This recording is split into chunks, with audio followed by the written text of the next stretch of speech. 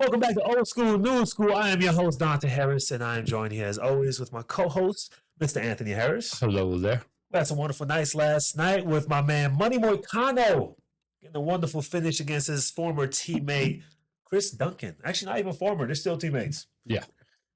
Great performance. Let's get right into it. Old school, new school, MMA. Hey, roll it from the roots to today. From the cage to the ring, we say. Old school, new school, MMA.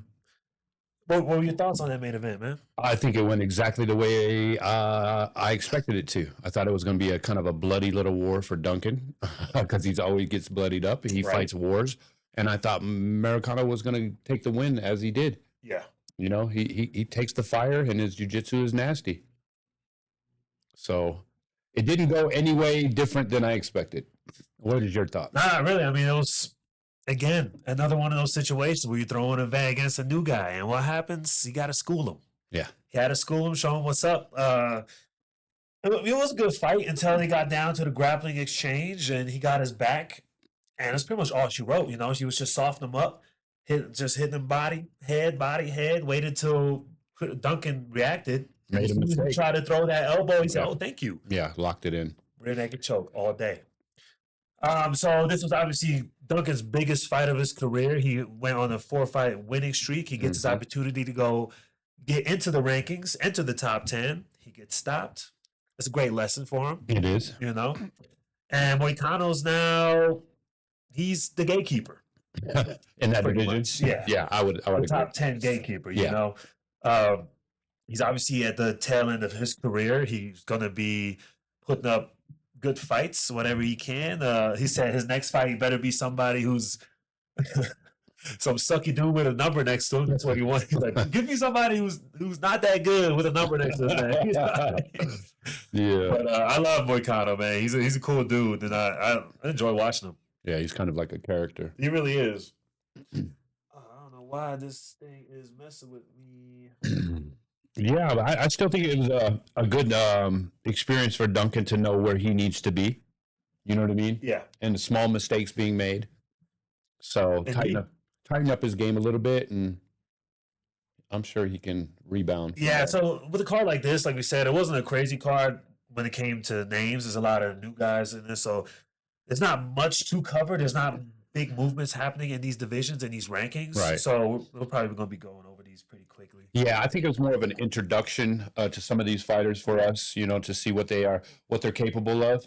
Indeed. Right. Indeed. Except for the top two, you know, the co-main and the main event. These are two ranked guys. These are ranked fighters trying to make their position to fight for the championship here soon, which leads us to the co-main event right now. Yeah.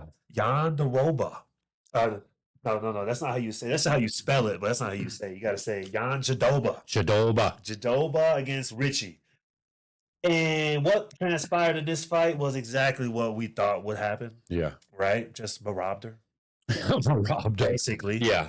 You know, Richie's good, but Jan Jaroba, she's a big body. Yeah. And she gets a hold of you, man. She takes you down, and she's going to be breaking some records here with the takedown, especially in the women's division, you know? Right. She's a dominant person on the ground. Yeah.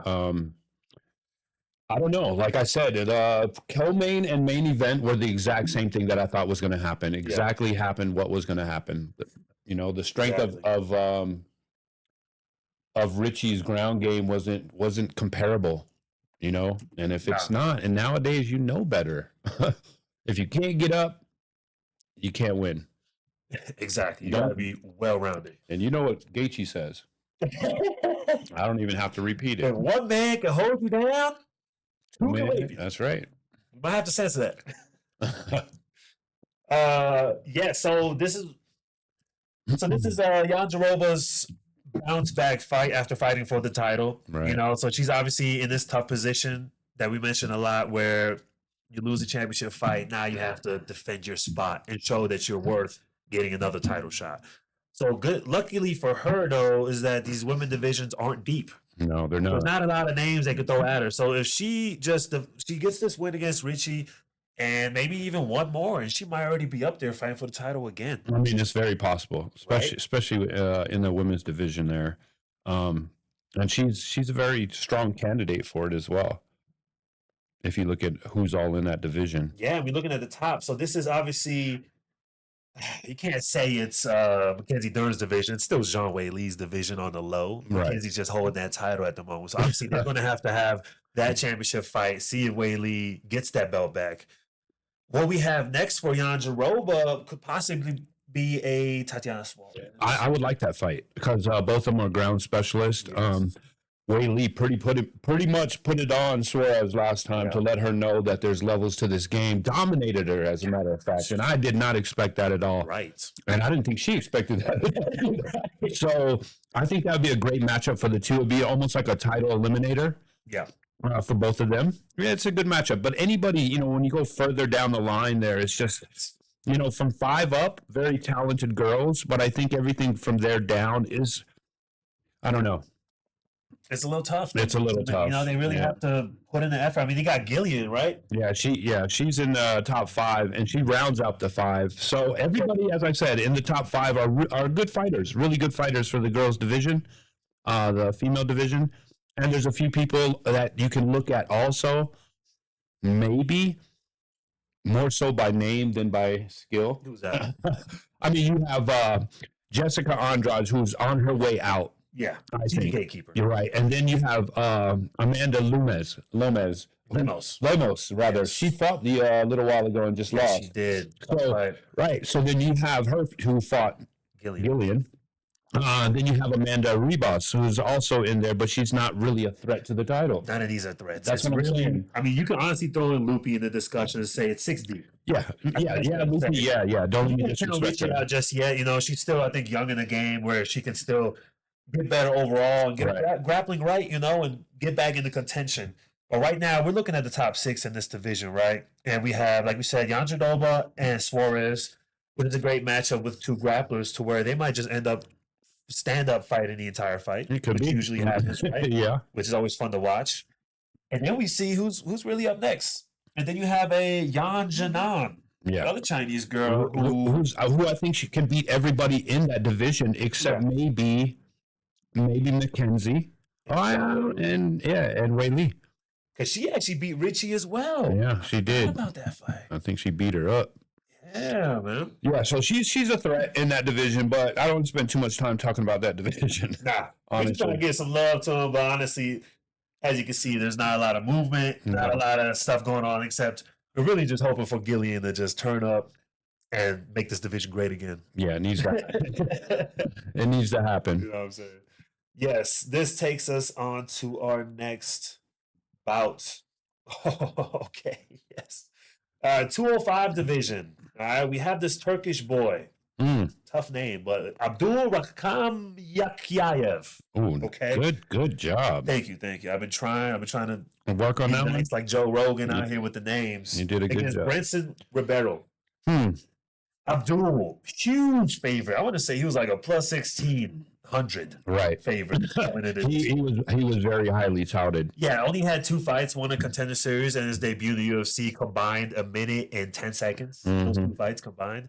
So obviously they coming in think he's going to come in and do what he does, like almost like a Chimaev. He comes in, you're expecting to just get him over with and on to the next. But Brenson actually put up a little bit more of a fight. Yeah, I think at the very beginning he was tagging him. Yeah. He was tagging him, and he didn't realize that this guy had hands like that. Exactly. And he had to change his script up a little bit. So I thought it was a great performance at the very beginning for Branson, but then after that, it just, my man flipped the script, What do you think was the downfall? Every fight I see is pretty much the same thing. Yeah. There's just levels to the game. Yeah. And he's a talented fighter, but against who?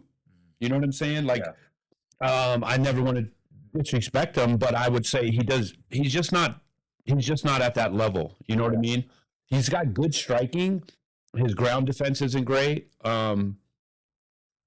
He was just beat last night. Yeah. He was just beat last night. One of those fighters, he throws caution to the wind. He knows he's a big body and he's gonna use his power to try to finish these fights, And there's some times where you see him, he seems just a little too wild to where a seasoned vet, if they were to see that, they would call that out. I would agree with that. You know, I would agree with that. he's a little, just a little too wild with his shots.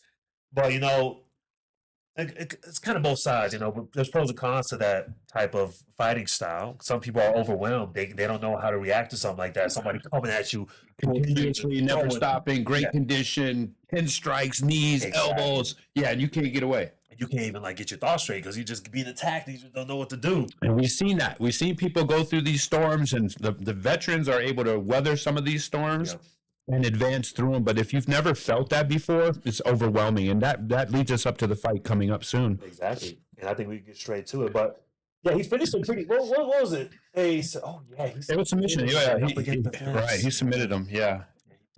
So, and you've seen some of his striking skills. He did throw out some nice kicks and everything that didn't connect, but you've seen that he has skills there. Oh yeah, he has a nasty spin. I was like, yo, this dude athletic. He's got that. He's got that skill level. So Turkey, man, y'all got a young prospect here coming up. Mm-hmm. Nice to see. It is nice to see. Okay, now this is probably my favorite fighter on the card right here, Ethan Ewing. This dude right here is a special talent we just got out of nowhere. This is a guy that UFC got in as a short notice fight for his debut.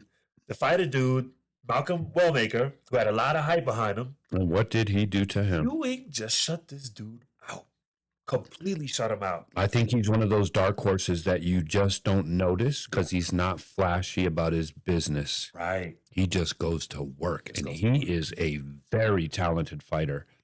135 is going to have to look out for Ewing. Yes, keep your eyes peeled for this dude because he is a special talent. He is. Against an undefeated fighter, 14-0, Esteban. Esteban's his strength is the ground, and he couldn't get the fight to the ground at all. Yeah. Ewing kept the pressure on him, kept combinations. His jab was looking great. The body kicks.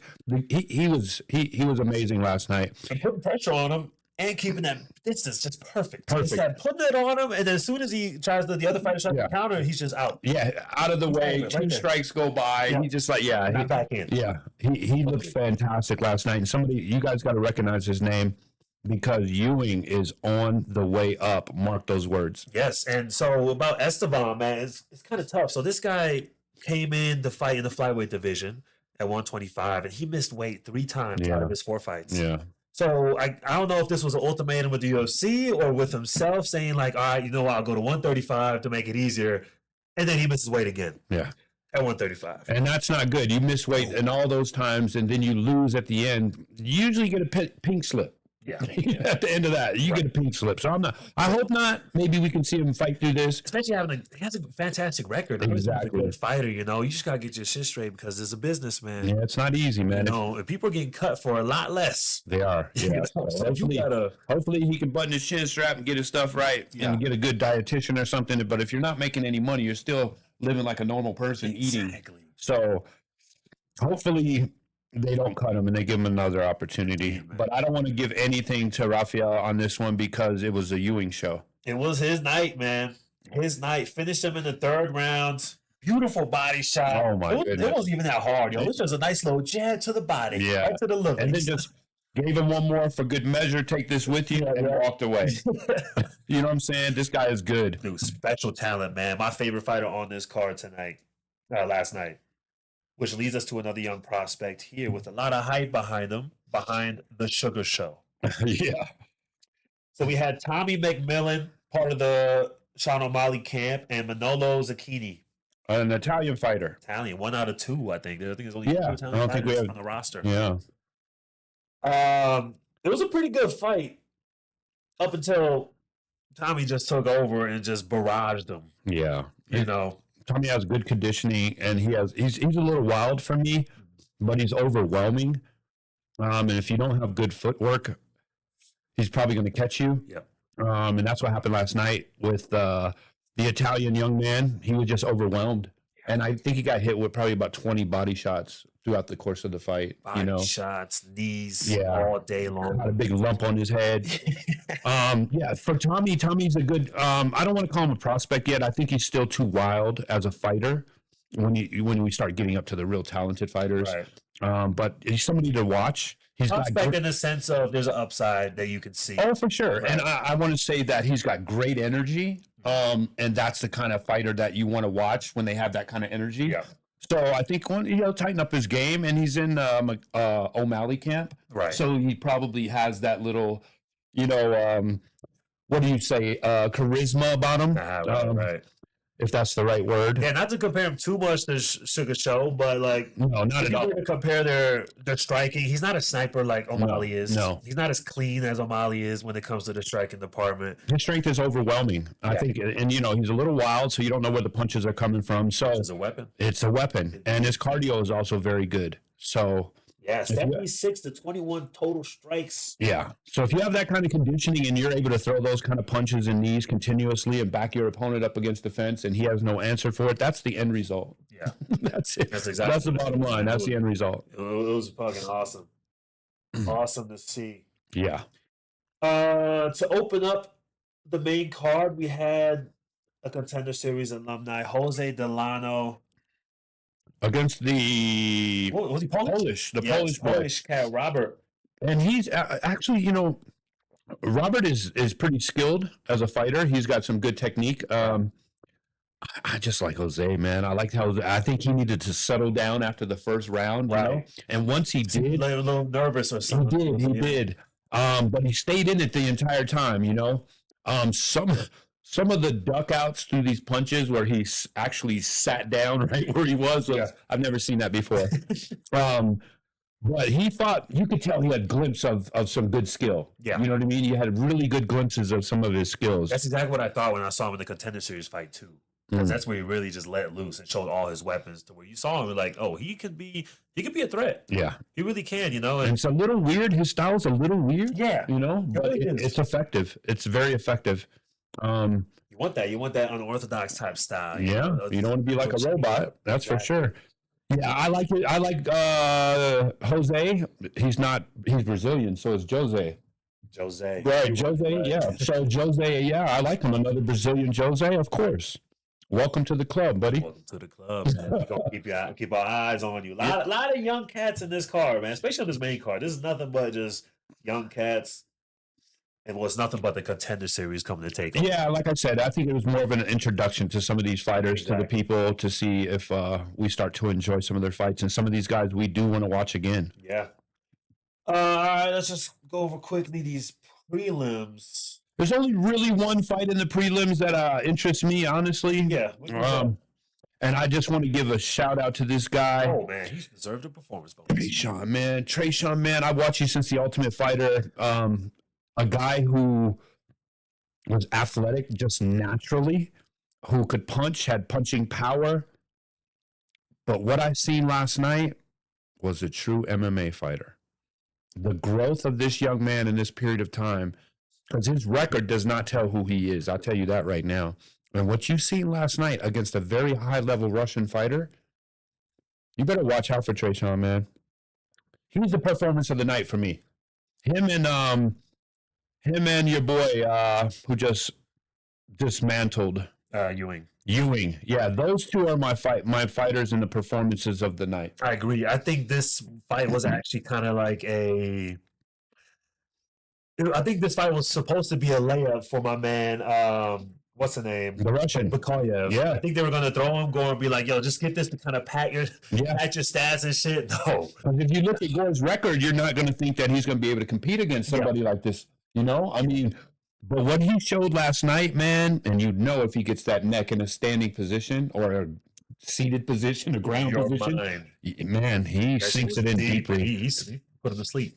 He put him to sleep, man. He almost got knocked out a couple times. He did, but that just shows he has the ability to bounce back from adversity. In it still. Yes, because what happened when he came out of all of that? He came out swinging with power. Yeah. So you knew he was still mentally there, And what he did last night was a great performance, and I can't wait to watch him again. That's the growth that we like to see right there. Gore, shout out to you, bro. Definitely. You are the man, man. Yes. Keep going, man. Keep working hard. Keep doing what you're doing, and we'll see you at the top, man. I remember you said that when you were a young kid walking into this sport. Yep. And I see it now. I see what you're able to do. Yep. We also had an awesome body shot finish from Alessandro Costa. Oh, yes. Which this was a great fight from beginning to end. They were throwing. They were throwing down, man. They were throwing. from the start. Yeah, so this was a great fight, finishing with a beautiful body shot. Yeah. We have Darius Flowers, who been in the UFC for 4 years and just got his first UFC win. Yeah. Surprised he made it this far, but shout out to Darius for getting the win. I'm glad, man. I'm happy for you. I know he's hyped. I know he's so happy, and bro, it's got to feel so good. Of course. We got Alice Pereira with a beautiful knee knockout. That was nasty. She might be dangerous. Oh, she is. She's definitely. But you know what's so funny about her watching her? She's only 20 years old. Oh, She's only 20 years old. You know, but she's like the girl that like you hit her and she gets mad and she comes after you. You know what I mean? Like that's the way she fights at the beginning. She still has that little girl mentality, but she is dangerous. Dangerous, dude. But I do have to give respect. What's the opponent's name again? Her name. It was like Cowan. Haley Cowan. Haley. Okay, so what I do like about Haley's coaching corner is they made a great adjustment to the second round and worked on getting the game the game to the ground and work her skills, which she did very well at the beginning. But once they got back up to their feet, it was all she wrote. Right. It was the mad sister. Yeah. You know what I mean? Really. I don't even think she was trying to knock her out with that knee. I It was don't either. just one of those knees going into her. Yeah. And then she was going to let go. Yeah. She was already asleep. She was asleep, man. You know? And she gave her one to take home too. Exactly. She's really tall for the division as well. She's gonna be dangerous. She's going to be dangerous. And she's only 20. 20 years old, man. She's a young buck in the game. This is what the UFC's been looking for. Yeah. A young cat to come take over and make a change to these divisions out here. Yeah, it's gonna be interesting. Then a comeback from Kai Kamaka. Oh, I don't think it was a comeback. I don't think it was I think he fought and he was coming back and he fought well, but Yeah. I don't think he won that fight. I don't think so either. I don't think he won that fight, man. Damage wise. Man, dude. And this dude was on him from the start of the bell Right. all the way to the end of the bell. it on him. Putting it on him. And then y'all going to give him that? A split decision on one? No, come on, man. No, man. That was a loss, man. And sorry that you had to come back after a few years and get a loss, but you lost that fight. Yeah. You fought well, but your opponent fought better. Yeah. And that's just a fact, I man. think so too. But that's all that has to be covered. I know right here, go. He made Pat and Thomas Peterson. So this was a feature prelim. Pat came in undefeated. I think he was like 9-0 going into this one. Right. And I don't know what was going on in this fight. He just did not want to let loose. Jitters. I don't know. Sometimes it happens. You can't pull the plug. You know what I mean? Yeah. You just can't. There's just something, I don't know, that's holding you back from being able to throw it. I don't know what it is. Yeah. Psychological, there's some kind of barrier up there. Yeah. Because I thought he'd be something special too, because he's really tall and he's a heavyweight. He don't look like a heavyweight. He's No. like 205er. Yeah. But I mean, big win from Thomas. I guess a lot It of was. freaking look at the strikes, 164 to 25. And most of them was on the ground. I mean, you just beat them up on the ground. Exactly. So, Yeah, that's what you need to fix, man. Pat, you gotta have that take down the fence and you Yeah. gotta be confident in your hands while and you were fighting a little bulldog, Yeah, for sure. yeah. You were- But that was the whole card right there. Yeah. That was the whole card. And I just noticed the red corner won every fight in the main card. All the way down All the on line. red. Yeah. Yeah. You bet on red, you made some bread. Make some bread. On to the news. So there's been a lot of stuff going on right now lately in the UFC. As always, we have we got a champion at a what's it called, an MMA organization called ACA. His name's Abu Bakar Bagayev. All right, so this dude's a champ over here. He's 24-4, and he's one of Chimaev's boys. And it looks like he might be coming over to the UFC.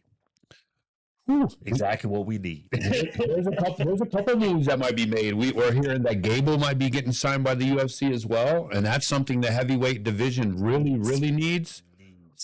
They should have thrown on the UFC White House card. Man, please just get this man in there. That's all I know. Can you imagine having Gable Stevenson on the White House card as a debut? Man, that would be beautiful. That should Let something fall out somewhere along the Or line. let it be a surprise fight. Yeah. Surprise! We actually have an extra fight on this card. Yeah. Didn't even tell you. I would love to see this young man get signed. Yeah, I mean, really and truly, it would just change the whole process of the heavyweight division. Yeah. You know what I mean? And he's going to be one of those fighters. He might have one debut fight, and his next fight is going to be like a top 5. Yeah, for sure. Because he's probably going to go walk through whoever he fights. Yeah. I mean, dude, how are you going to stop that man? He doesn't have just wrestling abilities. He's at the highest level. Yeah. And he's got this crazy power. And crazy athleticism. Yeah, so I don't know what the UFC is going to do with him. If they sign him, I say within a year he's UFC heavyweight champion. Unless he has to meet Pereira along the way or something. Then there might be a little bit of a... Shit, even then, I don't know. I don't know either. I feel like we might have to see Pereira at least fight the heavyweight division first. Yeah, because it is an adjustment. Like to fight a wrestler like Gable Stevenson hasn't met anyone like that. No, you haven't. No one has, to be honest. Yeah. Yeah. So it wouldn't be fun. Yeah, I can't wait. And this dude Abu Bakar, man, coming into the 170 division is going to be a problem. 170 is already stacked. Yeah. Stacked. And speaking of Shemaev, you seen Demetrius over there rolling with him a little bit, huh? I did. That's when you really find out you're 5'2" there, Mighty Mouse. Unfortunately. That's why we have weight division. Yeah, no, because if you was a big dude, I mean, you can handle anybody. Yeah. But that guy. That's God nerfing you. Yeah. They know Demetrius, it's like Shaq. If they made Shaq being able to shoot threes and shit, right. It'd be over. Or Giannis. Right, Yeah, exactly. Shoot. I mean, come on, man. It's like they have to kind of like. It has to be a weakness. Exactly. There Some has to be type a of weakness. weakness every fighter has. Did you hear about Yoel Romero? Oh, I didn't hear about it. I watched it. Yeah? I watched it. What Yeah. do you think of that? And the guy who beat Marrero, I would have to say. Yoel? Yoel, the guy who beat him called out John Jones on the spot. And that was really funny. But yeah, it was a serious fight. But you got to remember, man, this dude's almost 50 years old. Yeah, he looks ripped. Yeah, he's almost 50 years old. Yeah. He's just he might even be 50. Who knows? To be honest, I think he was built in the lab. I think he was made in the lab. This dude, they made him like Cell from Dragon Ball Z. Like they put him in like one of those test tubes, and he grew out of that. Because who is 50 and is built like a freaking like he's prime 25? I don't know, but there are people out there like that. Yeah, there are people out there that are just freaks of nature. Freaks of nature. You know? The reason I really brought it up is because he lost that fight, and I think it was a split decision. I think, but the fans, there was so much backlash of the decision that the organization was like, "Yo, we're going to go back and review this fight now and see if he actually did win this fight." Win it, which I think is pretty cool. It is, but I mean, that's bad for the fighters to sit there and have to wait. You guys sit there and watch this fight. You should be analyzing the fight as it goes on and make the right decisions. You know what I mean? They should, but they make a lot of mistakes, as we know, and the UFC especially. This stuff happens almost on a nightly basis, where there's one fight where you're like, "What? Yeah. Should there be a retroactive review?" Ooh, that's a tough one. He's bringing up a retroactive review of the fights, analyzed by AI. No, I can't trust AI. At least not yet. No, I don't like that. You don't like that, really? No. So we should just live with the decision that was made, even if it's bad. Yeah. Okay. That's just part of the game, man. Okay. I mean, we have replay in the sense of something's illegal. There's going to be controversy in every fight that you ever see in your life. True. You know what I mean? Some people are always going to say, "I think this guy won. I think this guy Some won." people judge it differently. Right. Maybe instead of retroactive, make it 5 judges. I would like that even better. Yeah. 5 judges would be 10 times Get more better. eyes on it, Yeah. But then again, it really doesn't stop the controversy. 3-2. Yeah. 4. Any controversy. You know what I mean? I feel like there might be less if you have more people doing it. And also, who are the judges? That's a big one. And I always was against boxing judges doing MMA. But the fact is, when you have judges like you have now, right, that are judging these fights, sometimes you'll have a guy that says it was 30-27, and another guy will say it's 30-27 for the other fight. Yeah. How on earth could that happen? Yeah, where is the accountability on that? That's something that should never happen in a fight. And what are you seeing? Where are your biases? I mean, are you a boxing guy? Are you a wrestling guy? What are you to be a judge in order to see what you've seen? Yeah. I mean, it's all, subjective. It is very subjective, and there should be some kind of comment box on the bottom of their scoring to say why they scored. Or right afterwards, write or whatever it would be to satisfy. even throwing the judges on a post-fight interview, so the What they media can see. be like, "Yo, so you scored this 30-27. Yeah, it's not What did you that. see?" So there's actually some accountability, not just for the fighters, No, I love but that. it's for you can even throw the refs in there. So everyone is on the spot and they get questioned for whatever decision they made. You know. No, I like the judges being put into that situation Yeah. where they're interviewed afterwards and Yeah. you know, what did you see in this situation? You said 30-27 when this guy says 30-27 the Yeah. other way. Explain yourself. Exactly. Well, What I saw was well, that would definitely, you know, transparency isn't something that we're really big on in this country, as we know. So, but transparency is very important. I didn't mean to make a slight comment there about, but you know, transparency is everything. You know, Yeah. if you have no belief in the system doesn't work. Yes, be transparent to your fighters, be transparent to your fans. Yeah, especially your fans and fighters, because those are the ones that pay the bills. Exactly. We're everything. We're the power. Should be, you know. Yeah. So after last week's fights, we saw some updates on the rankings. Joe moves up to number 6. Number 6. Izzy is still hanging in the top 10 at number 9. So Joe Pyfer being at number 6. I know we looked at these last time, these rankings, and some potential fights for him. For Pfeiffer? For Pfeiffer. Yeah, there's plenty. Plenty. I mean, it's nothing but great fights. You can honestly put him up against anybody above him, and it's just a perfect match. Yeah, it really doesn't matter No. at this point who they put him up against, because everybody's a killer there. Yep. So they're all fighting, and all these guys are title contenders. Yeah. You know what I mean? From And 6 all the way up. Yeah, a very tough division. And I didn't even put Pfeiffer there until his fight against Izzy. Yeah. Really, I did not, man. No, I mean, he was 14 before, you know. Yeah. How could you? But the way he looks now, I mean, yeah, He's getting into his own. he is. And he's been dealing with his mental shit, you know, and that's the whole thing. If once you get your mental right, you straight, man. Yep. You straight. You got to have that mental straight. That's So- the most important. So we see, if you're on social media a lot, you probably see a lot of Armin Sarukian. He is everywhere, constantly hanging out with the streamers, and he's just always doing something. Wrestling matches, Yeah. freaking submission matches left and right, beefing with somebody. and he's just everywhere. Yeah. Which is honestly a smart move on his part, you know, get people to know him, and they're just going to be pushing for him to get that next fight. Oh, for sure. He's getting that popularity, you know. Everyone knows Armin at this point. I think so too. You know, so I think it's smart what he's doing. Although I do think this might be a hot take, but I think there's too much media for fighters overall in the UFC. Too many interviews before the fight, after the fight, my during the God. fight, week before the fight, month before the fight, while they're in Repetitious. camp, while Yeah. they're off season. There's just way too much. I like mystery. Well, I think it's better when they have just the one press conference on that Yes. Thursday before that big weigh-in. Yeah. You know what I mean? And prior to that, I mean, just the embedded is enough. Yeah. You know, just have embedded where these fighters aren't just pounded with questions all the time, repetitively. Just The answer the exact same same thing. question. They're going to answer it the exact same way. Yeah, it's just No, ridiculous. none of these fighters like media. Not to that degree. Not to that See, degree. like I said, man, like me as a fan, I like when there's mystery behind the fighter. I love when Pereira came in, he didn't say a word. Yeah, he didn't talk. He never said anything, and he just had this straight stone face at all times. You're like, man, look at this dude. He's a killer. This dude is a legit killer. He Yeah. don't say nothing, comes in, knocks somebody out, goes home. Yeah. But now he's just everywhere also.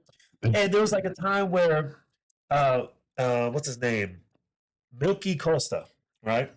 Oh, So he was on a I podcast. think I heard about that. And they were like, so who do you think would win against Pereira and John Jones? And he's like, you know, to be honest, I think John Jones would probably win it. You know, even though Pereira was the best striker, whatever, John Jones easily the best overall.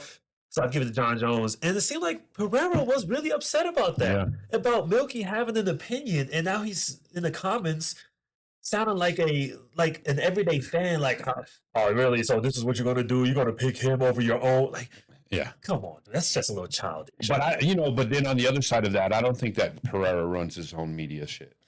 Yeah, You know, I think somebody else does that. that could be. I really believe that. I don't think his English. Well, they audience need to is- stop. Yeah, but that's the whole thing. Like this whole world is kind of like Everything's about with- controversy. everything. It's like where do you get your news if you don't have controversy? Yeah. because nobody wants to hear good stuff anymore. They just want to hear who did this to who, or this, He that. said that. Yeah, and that's what creates this situation where people are like, oh, they hate each other. I want to watch this. Yeah. This is a sport of athletes. Yeah. Most You people don't hate each other. Yeah, you don't have to hate somebody to compete against them. It helps sometimes, but also hurts you sometimes. Yeah, right. So, Right. I mean, we have a good example with Moicano and Duncan, who are in the same fighting camp, right? They're literally training in the exact same building, and they go in the sauna together during the fighting camp for each other. yeah. And you're like, yo, we're sitting next to each other, but we're about to fight. Yeah, it's a sport, man. It's a competition between people. Your skills against mine. It's no different than anything. It's just more physical. Yes. You know? Exactly. And there's some times where you're obviously not going to like your opponent, but if you look at it like that all the time, as if you have to have this animosity against them, you won't be a champion. You always have to dig deep to try to find something you hate about them. Exactly. Yeah, you shouldn't need that to motivate you to be your best. You know? No. And if you need that, like I said, you'll never be a champion. I'd agree with that statement. Yeah. For sure. Because you need your wits at this game. It's not just a physical sport. It's a very smart sport. Yeah.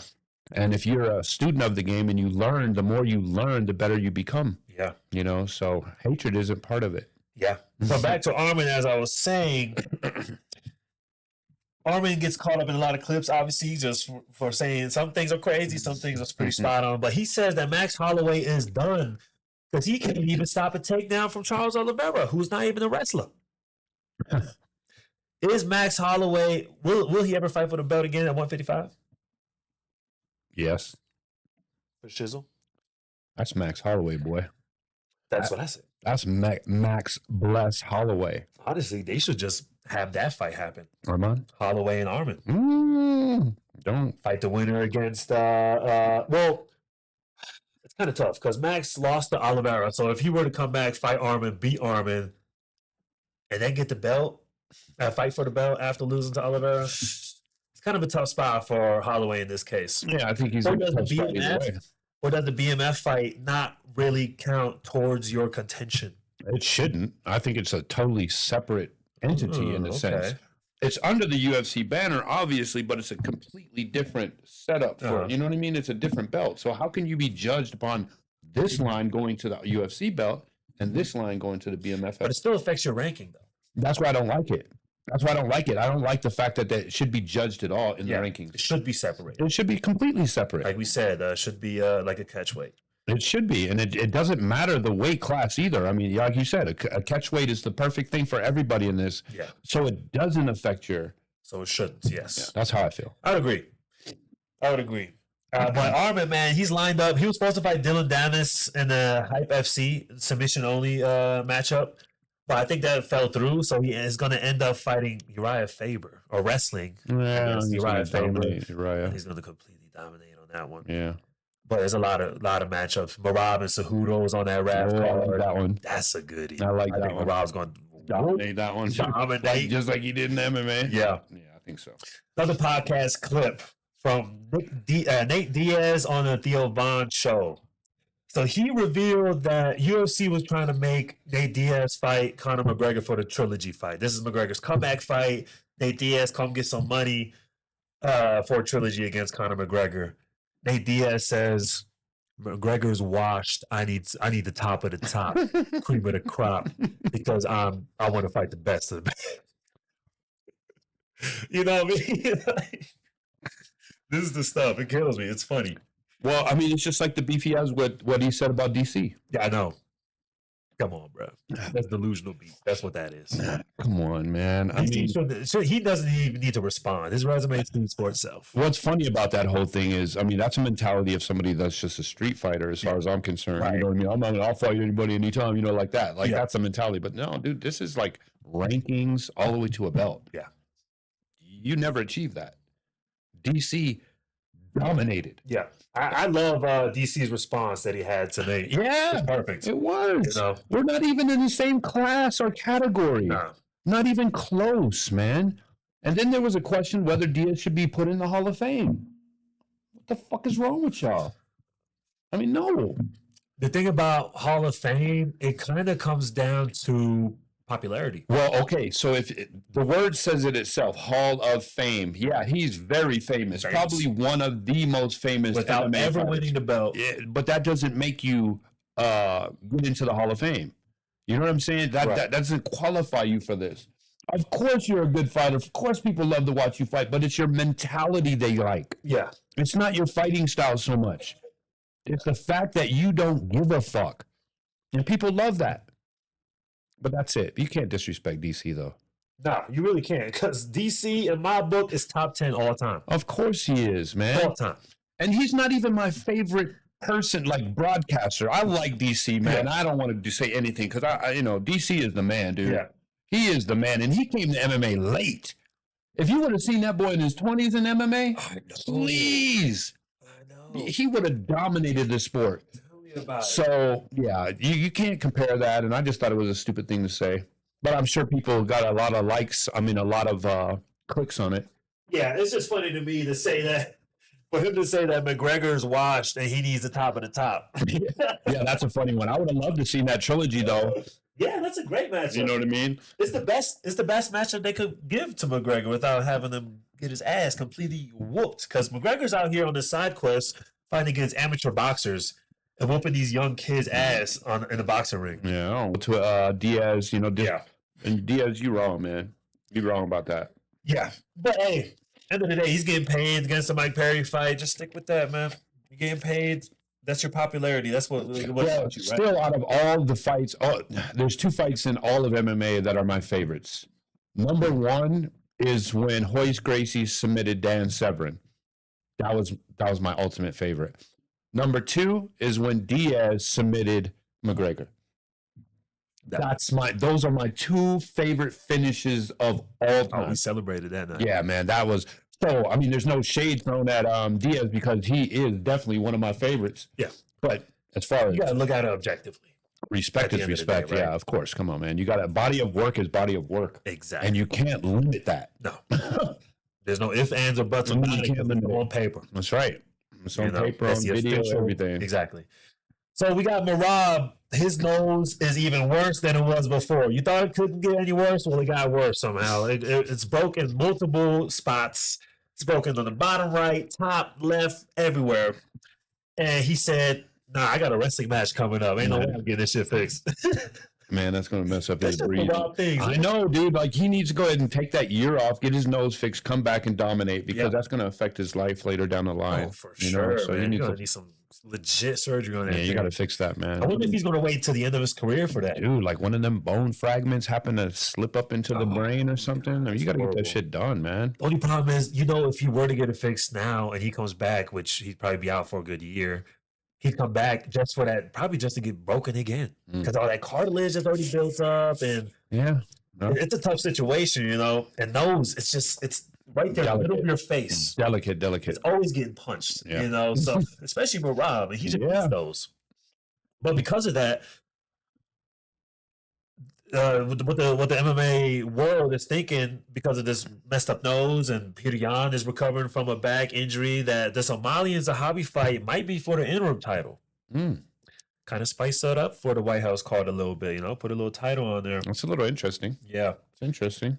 I mean, if they both go through it, but I mean, Merab he's a hard head, so you doubt he's going to go get surgery. Right, he'd probably be like, nah, I'll fight. Yeah, I'll wait until I retire. Don't worry about it.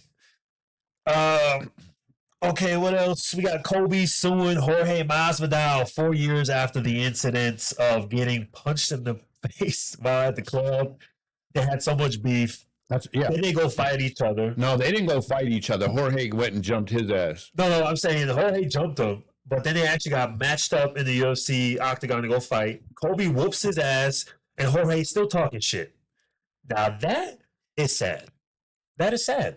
To me, man. For a legit fighter. Because you had to jump him in order to get an advantage when he beat your ass in a cage with the referee to allow you to do whatever you can do, and you lost. You can fuck him up. This is... Yeah, exactly, man. And then you're going to turn around and do that. And I don't like Kobe. Kobe's not my dude. So I think that's a bitch-ass move, though. Yeah, and then they're talking shit and they're saying, all he did was like, what do you call them? He calls them like crotch sniffers. Yeah. Like, bro, that's part of the game. This ain't boxing. But now Kobe's the one suing Jorge after the incident, which I think is a little bit childish. Maybe it's just for show. But is it? Well, the thing is, he's saying that he wants money now for saying that his life was altered or was negatively impacted because of this incident. Where if you look at what he's been doing, he's still been fighting after. So I mean, how much has it really been impacted? Well, I what mean, can you really win? It was a bitch ass move. So it's an interesting. But I mean, not this. The suing part. That's on him. Whatever he chooses to do. I just think that Jorge did that bitch ass move, and now he's doing a bitch ass move, so it equals it. Yeah, Loki. Yeah, actually, you're right. You're right. So in that case, I'm actually not mad at it. Hype FC, we got another Figgy and Rosas are supposed to be in a Hype FC matchup, which is pretty cool. I like that. First time we're going to see Figgy outside of the organization doing something a little different, which he probably needs now that he's at the end of getting close to the end of his career. We're still sitting here waiting on what's next for Islam Makhachev. Who is next? Is it Ian Gary? Is it Michael Morales? Are they going to fight to find out who's next for Islam? That's what I want. Or is he waiting to fight Ilya Taporia? Or even Usman? No, I see. You can't let Ilya move up to 170 now. No, too soon. Way too soon. Way too soon. So he shouldn't be in that picture. He better not be. So for me, Morales and Ian Gary should be throwing down to see who fights against him. Yeah. That's who I should. That should be the pick in that setup. Because Ian's put in more work than Morales. So in order for Morales to deserve that spot, he should have to beat Ian. Yeah, I agree. That's a perfect number one contender fight. Yeah. You know, there's a lot of movement going on. So if they were to match them up, they got Jack, who's standing at number 1 to fight Carlos, who's at number 5. Mm-hmm. Now they matched up Bilal with Bonfim. Oh, that's an interesting one. Which is wonderful for my man Bonfim. And Bilal kind of needs this win because He really does. It's not going to be looking good for him, you know, when it comes to contention. Yeah, he does need that win really bad. It's an interesting mix up all the way, especially the 170, which is the most interesting division right now. 155 and 170 are the most interesting divisions. And low-key 185. 185 is climbing the ranks. That's for sure. There's no doubt about it. I mean, they're all interesting. The heavyweight's just not where it should be. 135 is also a super interesting weight division. Yep. You know, the fights last night were pretty good. As I said before, my performance of the night was Trayshawn, and my second was Ewing. I would agree. No disputes here, which leads us to next Saturday. Woo! This is your boy. This is your boy. Big fights. Yeah. We have my man, the samurai, Yuri Prockaska. The European samurai. Yes, go. Against Carlos Ulberg. Biggest fight of Ulberg's career. Yuri's been at the top for a while now, defeating everybody except his kryptonite, Alex Pereira. Yeah. Only dude he's ever lost to. Yeah. Twice. Or 3 times. No, twice. It was twice. Mm-hmm. We don't want that third one because... Well, now with him moving up to heavyweight, there won't be a third. So exactly, now we're going to perfect for Yuri. See who solidifies this 205 weight division, takes the champion, and then let's see who comes up from there. Yep. Because now, even the fact that Ulberg gets this opportunity, I don't think he's fought the same quality fighters as Yuri. And that doesn't really always matter, but in some ways it does. Oh, for sure. So I mean, let's look at his last 3 right here. Dominic Reyes, Jan Blachowicz, and Ozdemir. So these are all, I mean, you could say they're all vets. And not big movers. No, Ozdemir is just a big power puncher. Mm-hmm. Doesn't move at all. Jan Blachowicz, old Polish power, getting old, doesn't move. No.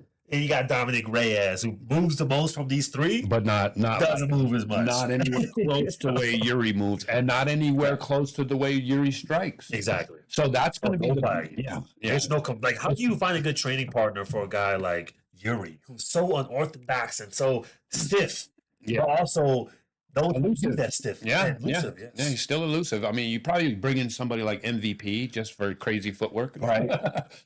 Just to see if you can land somewhere in that situation. But other than that, I don't think you can find anybody that can compete to kind of illustrate what he does. Yeah, it's a really, really interesting matchup. tough in every way. And Yeah. let's look at Yuri's last 3. So lost to Pereira, bounces back against Jamal Hill and Khalil Roundtree. Yeah, and the funny thing is, we haven't seen anything about Jamal. Nothing. Quiet. I don't even see him at the UFC events anymore. I don't even see him online anymore. Yeah. So either he's gone into dark and he's training his butt off. I don't know. I mean, I'd love to see this kid come back. I mean, what's going on? Yeah. And Khalil, now that Pereira has left, adds himself into the mix a little bit more. Yeah. He really does, because now you don't have to worry about the killer at the top. There's one you lost to him. Yeah, honestly, it's relieving to the whole division of that. Imagine. Because he's so dominant that they're like, oh, let's go. Yeah. This is our chance. This is our chance to go find the One Piece. Yeah, it's almost like when Mike left and everybody was everybody was fighting to try to see So the like, this is NBA our chance before he championship. comes back. Yeah, so yeah, but I would like to see a man come back and make some kind of impact. Yeah, I was going back and forth a lot on this. I was almost leaning towards Ulberg for a while, but then I was like, what am I saying? Yeah. Yuri's my guy. Yeah, And he has yet to show me that he doesn't belong there at the top.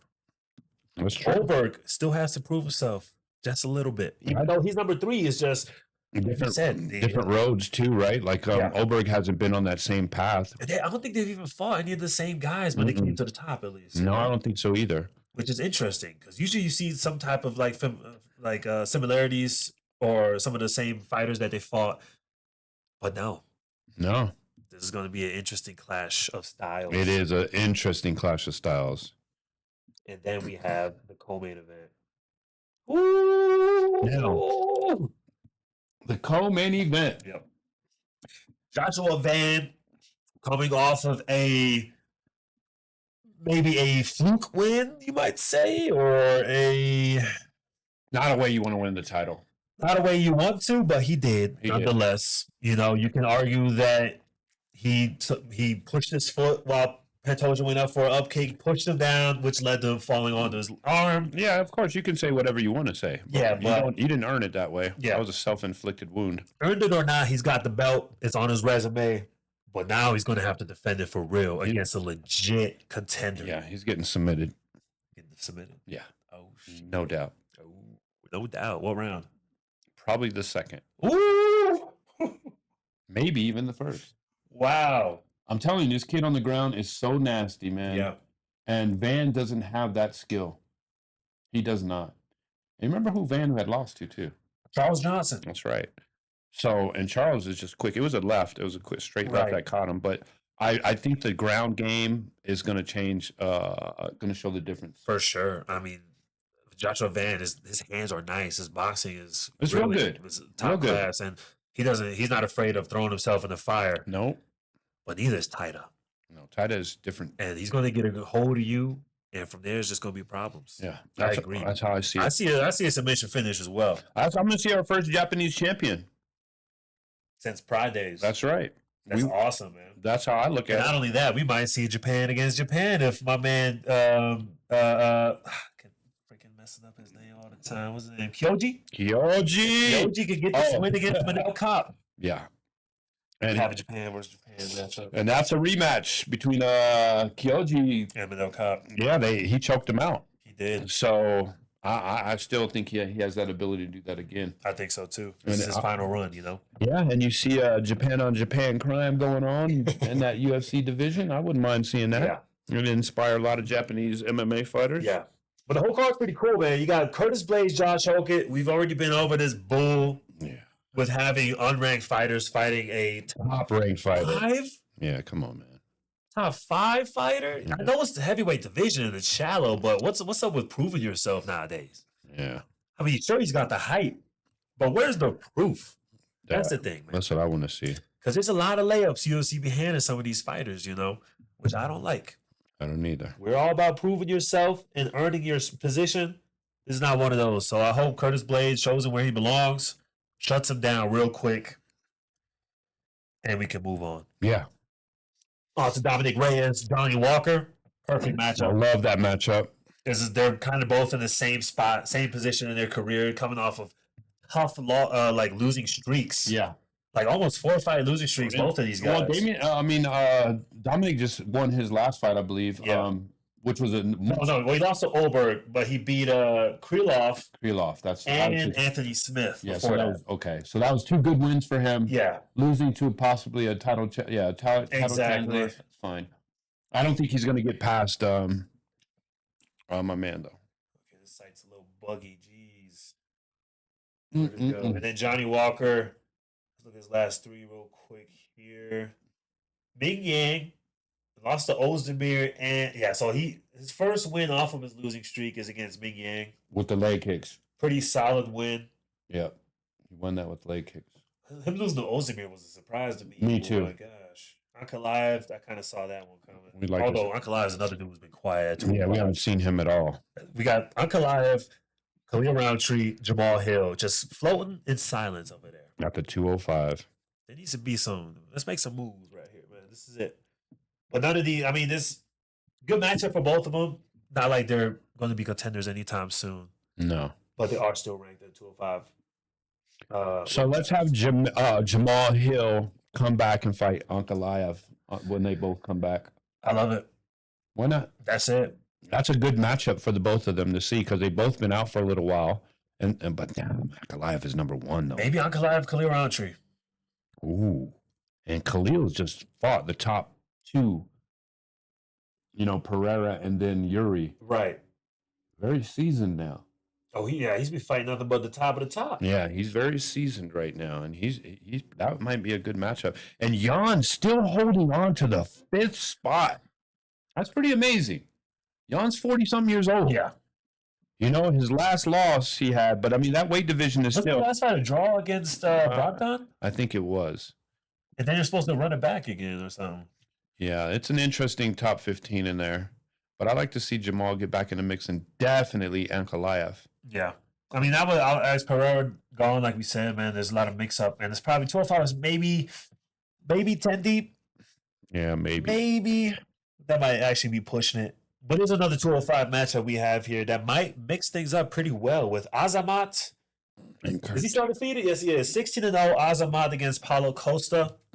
Costa somehow made a deal with the UFC saying that he wants to be ranked in both divisions if he takes this match at 205. He was going to be ranked at middleweight and 205. Sure. But he's not going to get past Azamat. No. I don't even think he's going to get past Azamat. No. Azamat is well-rounded, and I feel like he doesn't show everything he's got yet. He's a silent killer. Yeah. He's one of those guys that you just look past while he's just stacking bodies. Yeah. He's just stacking bodies. He's one of those dudes, like, how many casuals actually know about this cat? Not many. I don't think so. Not many. Who would have guessed he's number 6 in the rankings? Yeah. Like, he's at the door of contendership. He is, and he's a problem because he has it all. He has that power. He has wrestling. He's Russian. He's Russian, bro. That's all you got to say. Yeah. He's Russian. He's got that That's the scouting report. He's Russian. And if he gets this win, man, lines him up perfectly. You see, you got Jan, Khalil, and maybe loser between Yuri and Carlos to come get that number 1. And even Ankalaev, man. Ankalaev, how long he waits out. So we can have 2 Russians. Exactly. To go see. Because after this win, he just need one more to go fight for the title. For me in that weight division, my thing is I want to see Jamal. I want to see if Jamal Hill's championship run was a fluke because I don't think it was. I mean, look what he did to Glover. I mean, wow. I mean, you know what I'm saying? And we haven't seen him in that form That's since. the greatest performance he's had. And I know he's good enough to do this. We just got to see him come back, and maybe he's been working his butt off, You think he might have got a little too comfortable once he reached the top? I don't think he should have climbed so quickly. I think that's what it was, you know? I mean, there's guys that get to the belt, and they'll never get the belt again. Yeah. Like, and I hate to say this, Bilal. Bilal had the belt. Edwards. Beautiful run. Took him for Beautiful run. And like, it was like a relief. Yeah. You know? Edwards, same way. Yes, you know, and exactly the same way. And these guys, maybe the UFC is giving these guys quicker runs so you don't have that kind of burnout like you do. If you're running and you have like 20-some fights and you ain't even got a chance for the belt yet. Yeah. And then you finally get it. It's almost like this big relief. And it's not like I want to stand, I want to defend this thing. That's how I feel like. It's just different road. It's a different road defending than it is trying to get there. It just comes down to like, why there shouldn't be so many different roles to where you have guys like Marab, Bilal, Leon, where they have to fight so many fights and prove themselves so hard. And then on the other hand, you have fighters that only fight 2-3 times. They're already ranked, and they got a title shot coming up. Yeah. Where's The logic there? exactly? Or the fairness? Because there's not a lot of fairness in that kind of shit. You call it out every time, and we should. You know, that should always be called out because Yeah, that short road, and when these guys got to take these 15-fight roads, man, and just go through the fire. Yeah. And then finally get their shots, you know, and then they win the belt, and then they can't defend it, and then we'll never see them at that level again. exactly when they're already beating the top dudes, they try to get up there. Yeah, and it's because of that hunger of not just the fact that you want to get the belt, it's the hunger of the fact that you're getting pushed over every single time. Yeah. And now you're even more pissed off, so you're in the Yes. gym working harder. Yes. So I think it's a huge relief once you get the belt and you don't have that same fight and desire that you had trying to get there.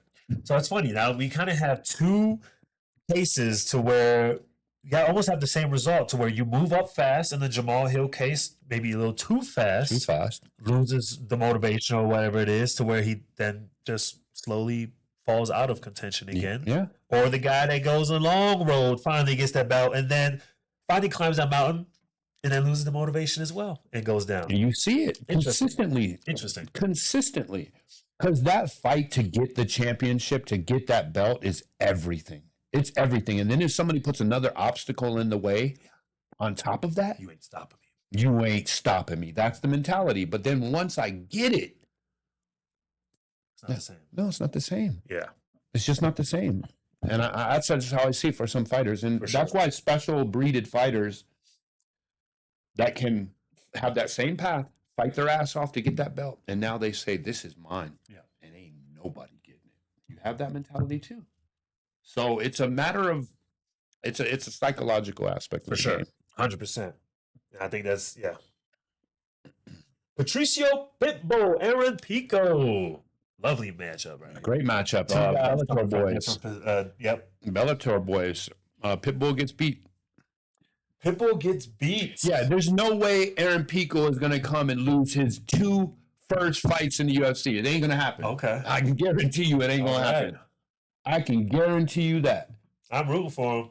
And it's sad because, I mean, Pitbull's in the same boat. They're both new to the UFC. And he took both of his fights in the UFC were losses. Yeah. So he's still looking for his first win in the UFC. You know, the fighters like him who should have been in the UFC probably 10 years ago Right. and their real prime, because he was a badass dude, man. Right. He was fucking people up. And you get him late in his career, just like Chandler. I don't think Chandler was ever UFC championship quality fighter, but he was much better of a fighter. You know what I mean? That's the sad thing about getting him just so late. And MVP's the same way. We get MVP late in his career, still very, very dominant in his fighting skills, but doesn't get fights. Yeah. You know what I mean? And now you're just watching a guy keep getting older every single year and not ever getting the opportunity to get down that road. And why even pick him up? Exactly. You know? He's the kind of guy that's supposed to get 3 fights and then get a belt. Exactly. You know what I mean? They already got they got a resume. They got a track record of how good they are. Now you're going to put them up against a tough, which they tried. I mean, they tried with Patricio. They tried with Aaron Pico, put him up against a top contender to where it would line them up for a title shot. And Unfortunately, they took their L. all of them did. Everybody that came from Bellator did. That's why welcome to the UFC fight. Exactly. Patchy Mix is even gone. I mean, Right. he got dominated. Then he moves to another organization, gets beat up by a 19-year-old kid or something. I mean, he gets dominated there. After being a dominant champ. That's why UFC speaks for itself, man. It does. Does Patricio get dropped if he takes his L? That's 3 losses in a row. No, you give him one more because of just the fact that he's been in this game for so long and he was such a great fighter at his time. That his name still holds. Yeah, let him get one more. You know, if he loses 4, we got to let you go, man. Yeah. Because there's no need for you. Well, he should definitely treat it like his back against the wall because He will. it is. He will, and his name is on the wall because Pitbull got a brother too. You know, he's Right. fighting for his family, and and everything else. Yeah. And to get to the UFC is an accomplishment. Yeah. You know, and neither one of these guys are going to go out easy. No. And Pitbull is very dangerous. That was a great matchup. They're kind of both in the same spot. They want to Desperate. get up there, Desperate. for that win. So this Makes for a violent fight. Indeed.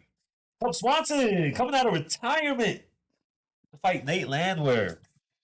Cub, man, he's been in there for a I love long Cub time. Swanson, man. Is he the last WEC fighter we got left? I think he is. He's the last of the OGs. Wow, There is no more after him. SoCal.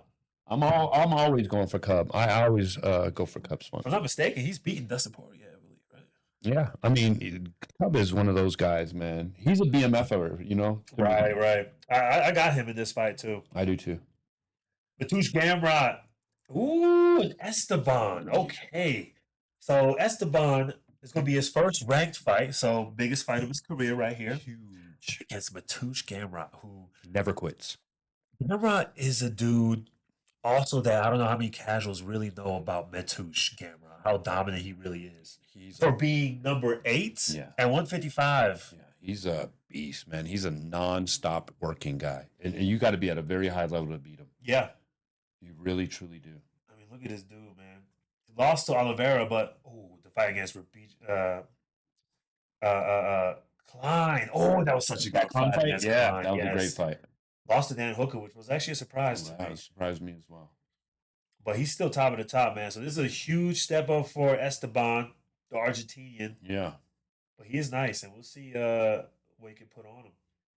This fight is the if you know, what's Dana's thing? If you don't know, now you know. Yeah. This is this fight right here. This is for the fans right here. Yeah. Kevin Trailblazer Holland, Randy Rude Boy Brown. And you know what sucks about this? You love them both? Yeah. You don't want to see any of them lose? No. Yeah. Let's get a draw. Same. Let's get a double knockout. Man, dude. I'm Rude Boy, man. The thing about Rude Boy, he's lost on his big opportunity. Yeah. And that's what upsets me because he is so skilled, man. He is so skilled, and he's got that perfect MMA build as a striker, 6'3", long ass reach, 78 inches. You got Kevin Holland on the other side with 81 inches. I mean, these guys are long. Look at 45-inch length on his leg. Ooh, Like, I didn't even know they had leg reach in here. That's awesome. Long dudes, man. And these are rangy fighters, and they're both going to stand up. But Kevin may take you down and try to choke you out. Right. Because he's got a new bag. But I think Kevin Holland lives by a code. And he lives by the sword and he dies by the sword. So if he has an agreement with somebody and is like, we're going to stand up today. That's how we did with Stephen Thompson. Karate fight, I guess he could have beat Wonder Boy. Yeah. If he had a game plan and actually I think so. fought in his game plan. But this, I think, is going to be a full-on stand-up fight. And it's going to be a banger. Yeah, I ain't going for neither one of them. I'm going for both of them. I love it. Oh, shit. We just talked about Tatiana. Who's she fighting? I know she's Louis. Ooh, yeah, this is it. This is a good matchup right here. Oh, my This is a great matchup. Forget the matchups we made. This is even better right Yeah, here. that's a better matchup. Lupi and Tatiana, 2 ranked fighters. Tatiana holding on to that number 2. But Lupi's coming to get it. Yeah, Lupi ain't no joke. Lupi's And coming. Lupi has more experience, more high-level fights than Tatiana has. And I kind of proved itself that, basic wrestling isn't MMA wrestling in her last fight, so she had to adjust herself. So Lupi's going to give her problems. I mean, dude, she's lost to the champ. And I think that's her only loss. Lupi's Notable loss that I remember. Lupi's going to give you problems. There's no doubt about Good rebound against Pilastri and then beats Andrade, the ultimate gatekeeper in that division. that. Yep. Comes around, gets to fight the number 2 in the division. She's up next. Just like that. Tatiana's got to watch out. I don't want to see Tatiana be like her husband or her boyfriend or whatever, you know what I mean? And, Right. she is a high-level wrestler. And she did beat Lemos after that loss to Jean-Wei Lee. Yeah. So they both lost to their respective champ at the time. Mm-hmm. Although there was a champ at the time, but she's champ now. It's going to be a goodie. I think so, too. This is a goodie. You could have moved this higher on the card, honestly. I didn't know it was so low on the prelims. It's on the prelims? Oh, it's one of the first fights. Oh, my goodness. And it's starting off. Look at what they're starting off with. Kevin Gastelum and Vicente Luque at 185. Ooh, Luke, is this his debut at 185? I think so. Vicente, that's what I'm talking about. I like that. I do too. I think assassin. he's going to dominate. Kevin Gastelum. I watched him at from the very beginning of his career at the Ultimate Fighter. Loved him. I thought he was a great, hardworking young man with great power. Went away from his wrestling skills that got him the Ultimate Fighter. Common theme. Yeah, common theme. His fight against Izzy was his championship fight, and ever since that fight, he's never been the same. Yeah. It's never been to gas him. You know, he misses weight. He's just doesn't look in shape. He's just not the same guy. No.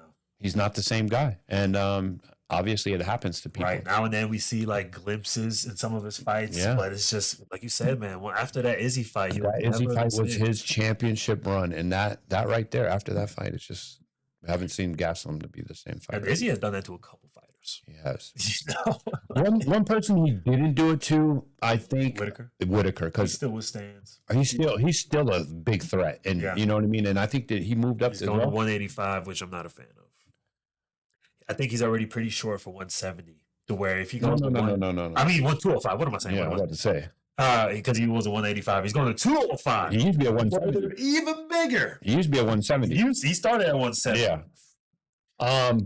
Not 205. That's but then again, we don't know how much strength and everything that he adds on to his work to there, and how much that's going to help develop him, because we don't know what that cut does to him. Exactly. Only he knows. And that's a big. I mean, that's 20-pound difference. So that means that's 20 pounds he doesn't have to cut. Yeah. That's amazing. There's a lot of help. That could help him out. But also could hurt him potentially, because he's fighting these big dudes who are already making these 20, 30-pound cuts to 205. From 230 down to 205. Whitaker's already pretty short for 185ers. Yeah, I think he's at his limit. Like, I think that 205 he probably walks around about 220 though. Right. I can see that. Yeah. So So this is kind of his last run. I mean, 205 is shallow enough to where you can get in there and get a number next to his name for sure, and probably get in the top 10. But that's probably where it stops for Whitaker. Yeah. If I had to guess. But So why do you think he made that move? Well, you got to look at his last few fights. You know, he took a couple tough losses. He took one to Rain the Ritter. Right. Rainier the Ritter. Which he had a great game plan for. And before that, he lost to. I don't even think he lost before that. He lost two to Izzy, right? He lost to two to Izzy. He lost to Duplessis, didn't he?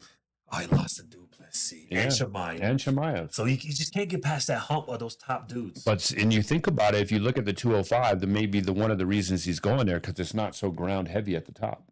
Oh, that's actually a good point. It's not ground heavy, and I mean, like he can't get past that hump at 185.